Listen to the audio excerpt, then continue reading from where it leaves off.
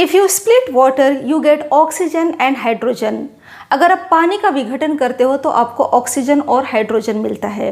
If you agree with the terms and conditions your order will be confirmed.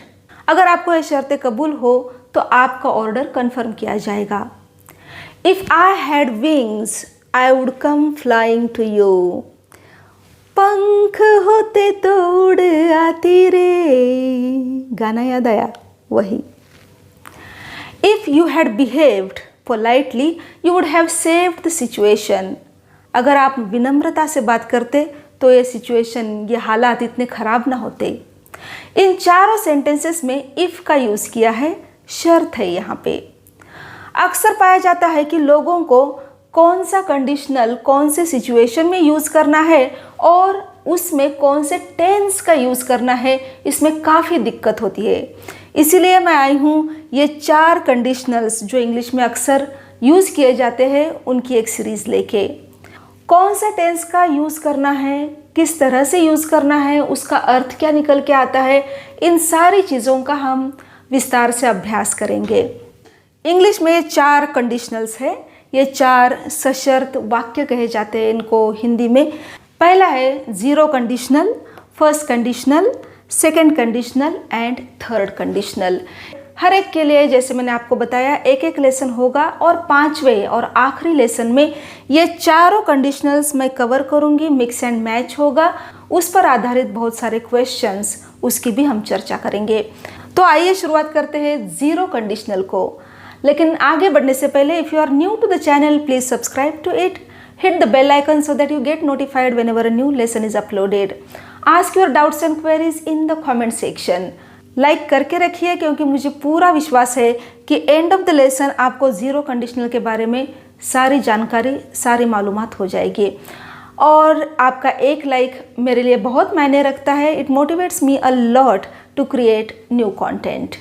आइए देखते हैं zero conditional. पहले हम सारे सेंटेंसेस देखते हैं तो आपको एक पता चलेगा, आपको एक आइडिया आएगा कि ये चीज़ क्या है। Let's see. If you freeze water it turns into ice. If you mix yellow and blue you get green. If you are kind to others others are kind to you. If it rains the ground gets wet. If I cry I get a headache.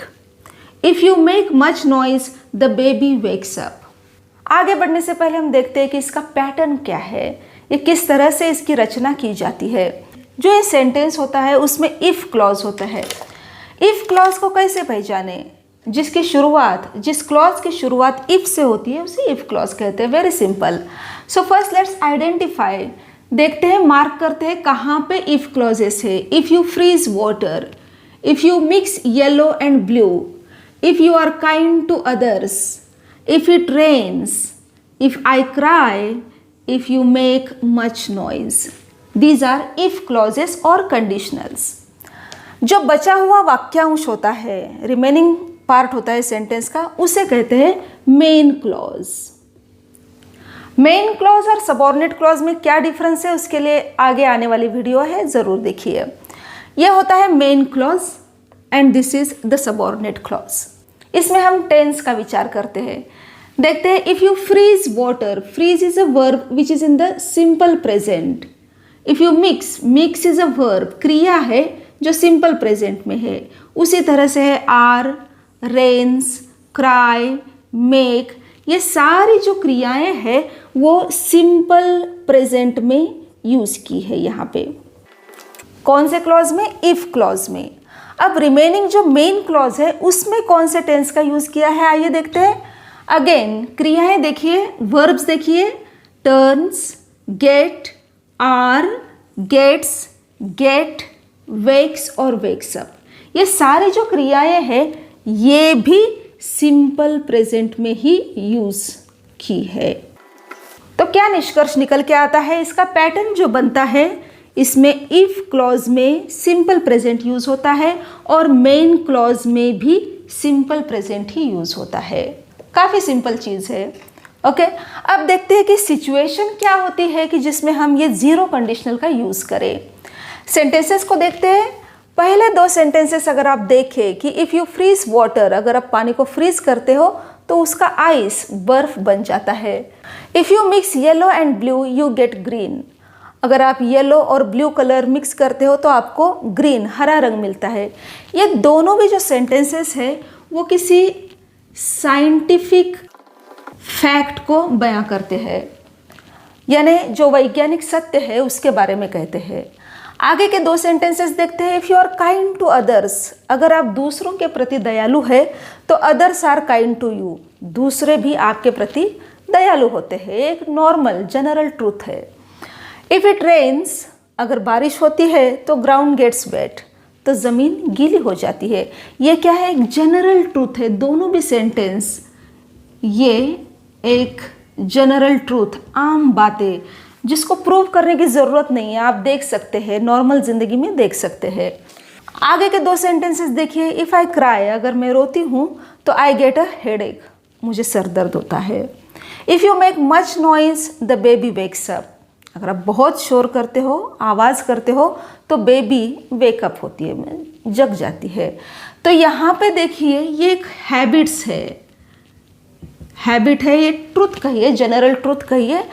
मेरी habit है, उसकी habit है और किसी की habit है। जो current में, प्रेजेंट में जो हैबिट्स है, आदतें हैं, उसके लिए भी हम ज़ीरो कंडीशनल का यूज़ कर सकते हैं। होप ये दो बातें आपको जो इम्पोर्टेंट है वो आपके पकड़ में आई होंगी। एक तो इसका पैटर्न जो बहुत ही सीधा साधा सिंपल है, इफ़ क्लॉज में सिंपल प्रेजेंट और मेन क्लॉज में भी सिंपल प्रेजेंट। अगर आपको कोई साइंटिफिक फैक्ट बतानी है, जनरल ट्रूथ बताना है कि आदत जो प्रेजेंट में आपकी एक आदत है उसके बारे में अगर बात करनी है आपको शर्तें डाल के, तो आप इस ज़ीरो कंडीशनल का यूज़ कर सकते हैं। नाउ इट्स योर टर्न, आपकी बारी है। I am going to show you 3 sentences. मैं 3 सेंटेंसेस आपको यहाँ पे दिखाऊंगी, उसमें से ज़ीरो कंडीशनल वाला सेंटेंस कौन सा है आपको हमें बताना है कमेंट सेक्शन में।